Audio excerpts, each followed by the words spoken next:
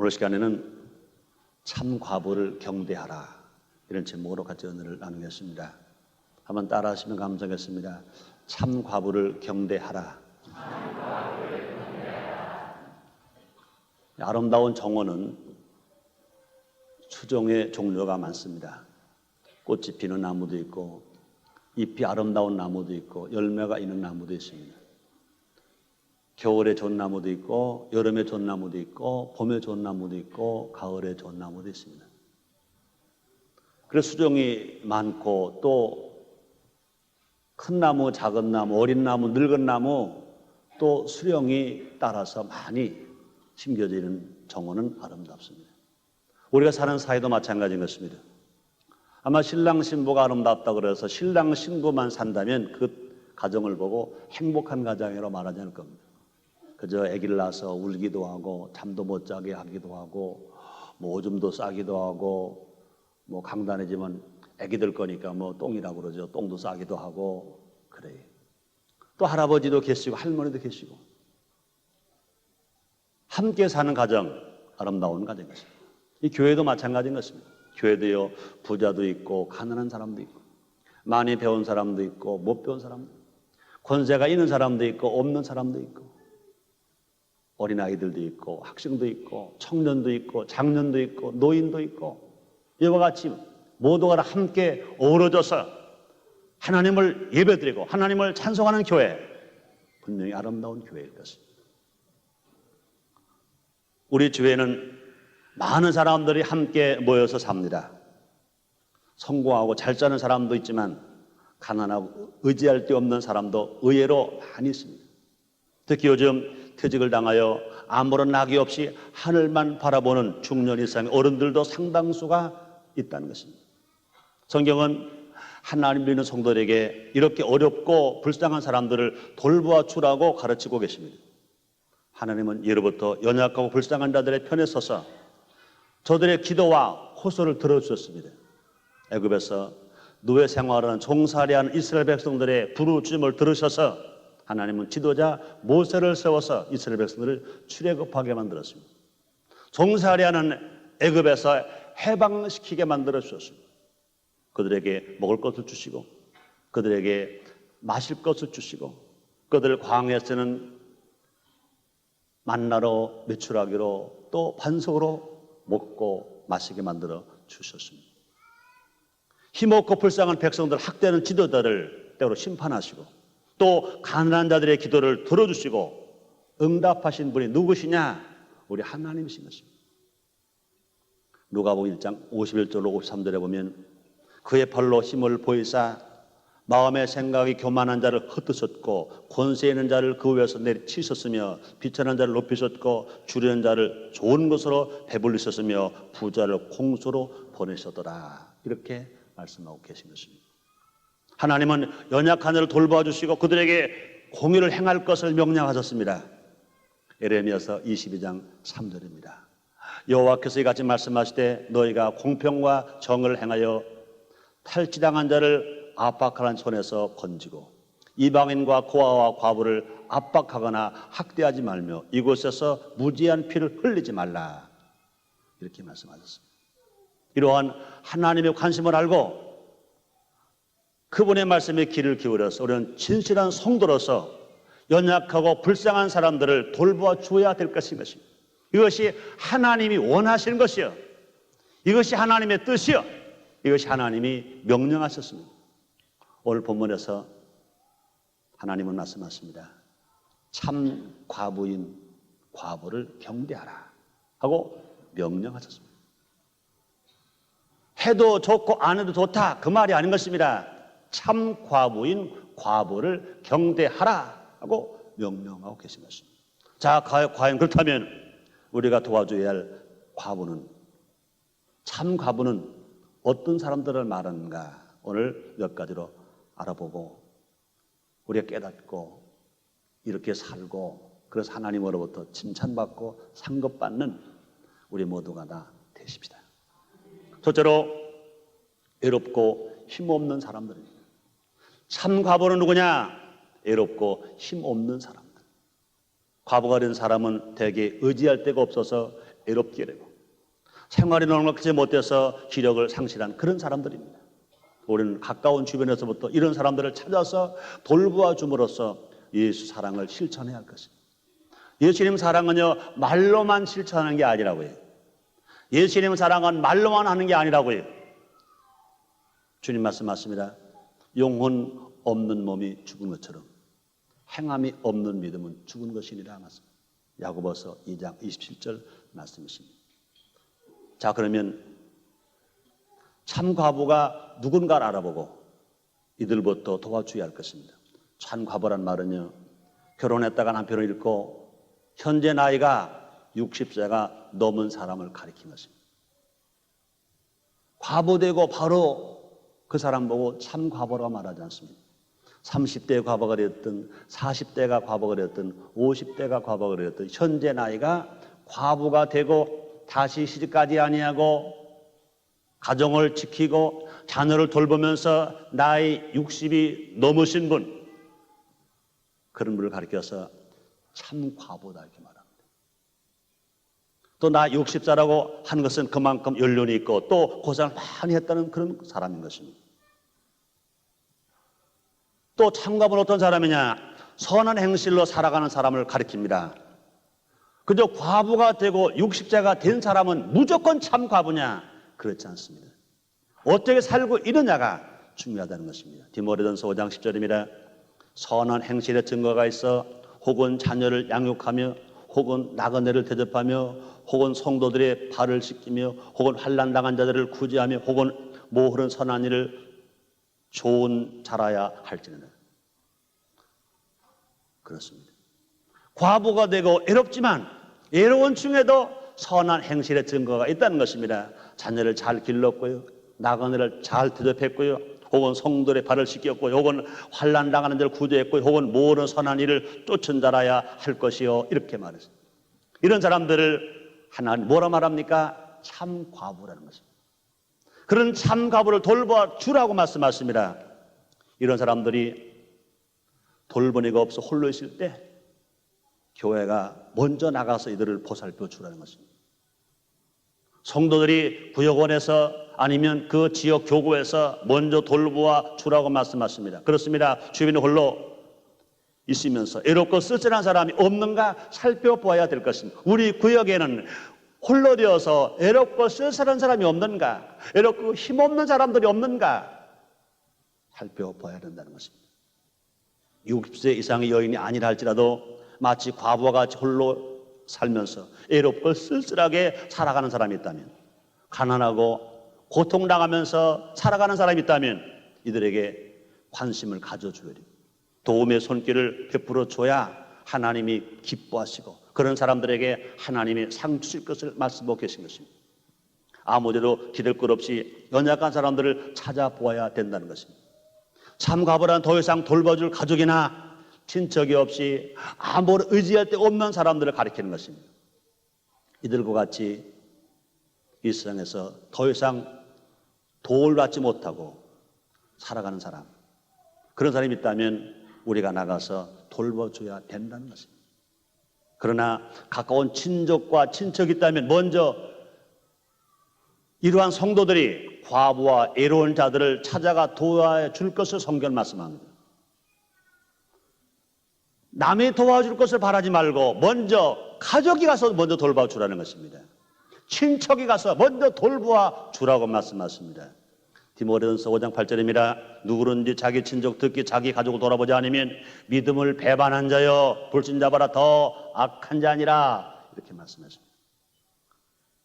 참 과부와 같은 처지인 어른들을 돌보는 일이야말로 진정한 효의 실천입니다.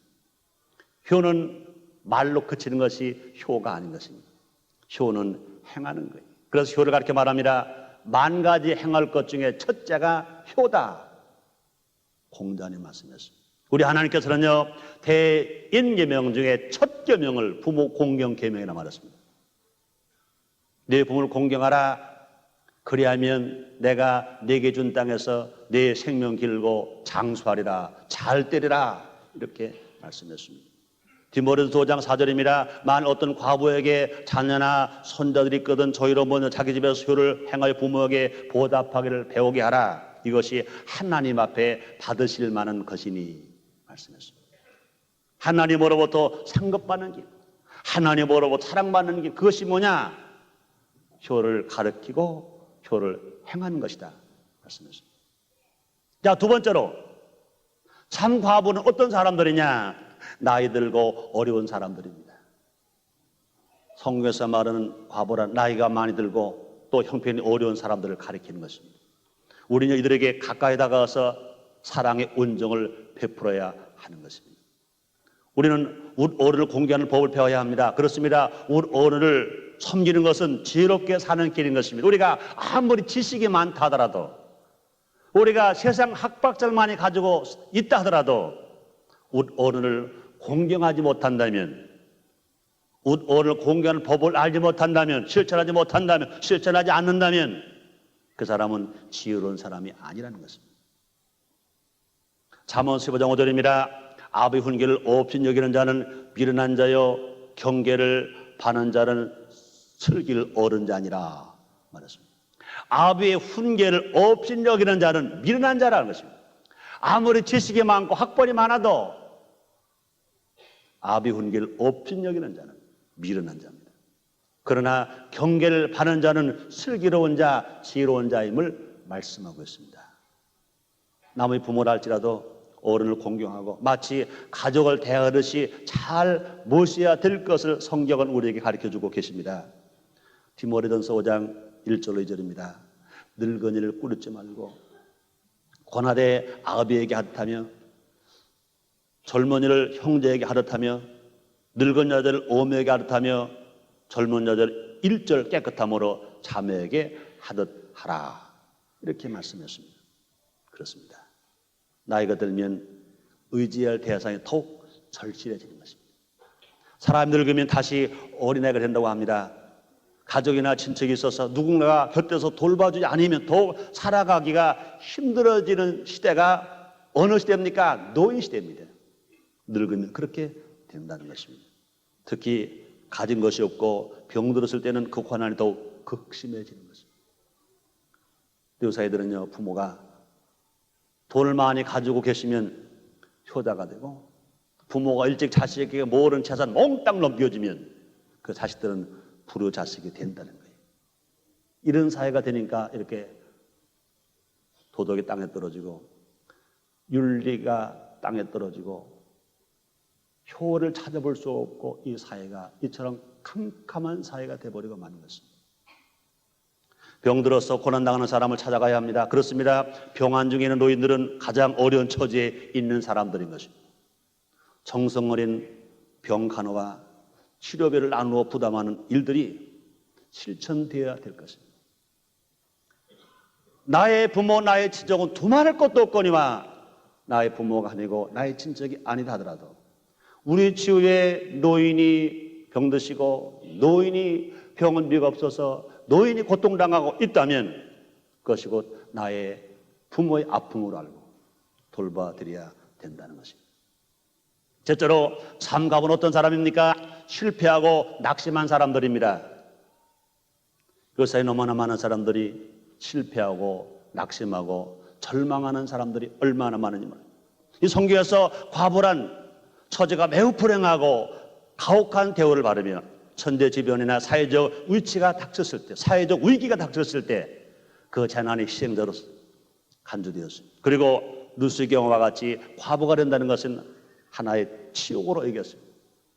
그래서 이사야서 54장 4절에서는요, 과부 때의 치욕이다, 과부 때의 치욕, 이런 말을 쓰고 있습니다. 우리는 이와 같이 불쌍한 처지에 있는 사람들을 찾아가서 돌보아 줘야 될 것입니다.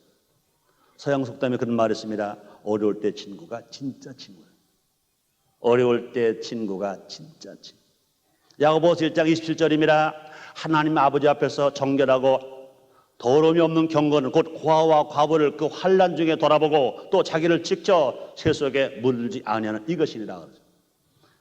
진정한 경건이 뭐냐? 올바른 경건이 뭐냐? 고아와 과부를 돌봐주는 것이라 그랬습니다. 자기를 지켜서 세속에 물들지 아니하게 하는 그것이 진정한 경건이다, 이렇게 말하고 있습니다. 우리 주변에는요, 현재 실패하고 낙심하는 사람들이 많아요. 과거 때 봐라 돈 많이 했습니다. 퇴직당한 사람, 사업에 부도난 사람, 사기당한 사람뿐만 아니라 불의의 교통사고로 부상당한 사람, 질병에 걸린 사람, 이혼당한 사람, 자식에게 버림받은 사람, 자식을 피로 낳고 눈물로 기르고 땀으로 교육을 시켜줬는데 다시 자식이 살만하니까 부모를 안 모셔요. 부모를 아주 버려버렸어요. 그런 사람들이 많아요. 오늘 아침에 제가 잠깐 신문에 큰 글자만 봤어요. 어떤 좋지 않은 아들이라고 그럴까요? 남자라고 그럴까요? 사람이라고 그럴까요? 술집에다가 늙은 아버지를 버렸어요. 지난 2월 20일 날 서울 한국일보 강당에서요, 효실전 국민운동 선언식이 있었습니다. 조영기 목사님이 대사 말씀을 전가하시면서 그런 말씀하시더라고요. 출세한 아들이 있었어요. 아버지를 모셔야 되는데 아버지를요, 그래서 서울에 있는 한 지역의 아파트에 아버지 혼자 사시게 하셨어요. 한 달에 한 번쯤이나 최면으로 아버지에게 인사를 갑니다. 자기 부인하고 자기하고 자기 자녀 둘을 데리고 아버지가 계신 아파트에 갔어요. 차를 아파트 주차장에 세워놓고 자기 아내하고 아들, 딸 데리고 아버지 인사가 얼마나 좋겠어요? 당신하고 너희들은 여기 있어. 아버지 먼저 갔다 올게. 아버지 인사하는. 한참 있다가 이제 아버지가 내려옵니다. 아버지, 아니 할아버지한테 우리 인사 가야 하는데 왜 안 데리고 갔어? 그 엄마가 뭐라는지 아세요? 할아버지는 더러워. 할아버지한테 가면 병 걸려. 그러고 차를 타고 유유히 아파트 주차장을 빠져나가는 거예요. 그래도 그 할아버지는 손자가 보고 싶어서 아파트 창문을 열고 그 차가 안 보일 때까지 손 흔들고 그 얘기를 듣고요, 나도 눈시울이 막 뜨거워지더라고요. 그래서 이렇게 되었는가, 얼마나 마음이 아프고 괴로운지 몰라요. 누구 때문에 늙으셨습니까? 누구 때문에 볼품 없게 되셨습니까? 아들을 출세시키기 위해서 잡수실 거 못 잡수시고 마실 거 못 마시시고 눈물 흘리고 땀 흘리고 애쓰고 수고하셔서 몸에서 물이 다 빠졌잖아요. 수분이 다 빠졌잖아요. 늙었다는 게 뭐예요? 몸에서 수분이 다 빠져나가면 그게 늙는 거 아니에요? 젊었을 때는 이제 몸에 수분이 많아요. 늙으면 자꾸 수분이 빠져요.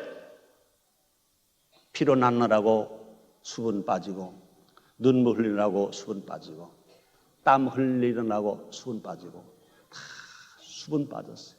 그래서 이제 주름살이 생겼어요.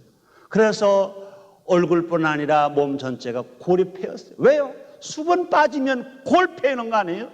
수분 빠지면 늙는 거 아니에요? 하나님께서는 특별히 고난당한 어려운 자들을 위해서 많은 배려를 해주셨습니다.